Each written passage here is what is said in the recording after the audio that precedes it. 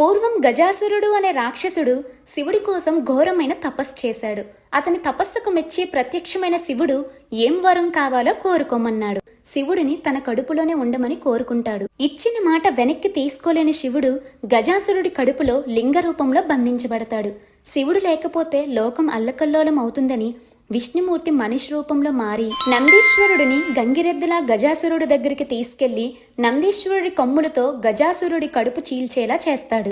గజాసురుడు చనిపోతూ బయటికి వచ్చిన శివుడికి తన శిరస్సుని అన్ని లోకాల్లో పూజించేలా చేయమని చివరి కోరిక కోరాడు. శివుడు మాట ఇచ్చాడు. ఆ తరువాత పార్వతీదేవి పసుపుతో చేసిన బాలుడిపై కోపంతో శివుడు అతని శిరస్సుని తెంచేయగా పార్వతీదేవి కోరిక మేరకు ఆ గజాసురుడికిచ్చిన మాట శివుడికి గుర్తుకు వచ్చి గజాసురుడిని తలను తీసుకువచ్చి ఆ బాలుడికి పెట్టగా అతనే మన గణపయ్య అయ్యాడు. బోలో గణేష్ మహారాజ్కి.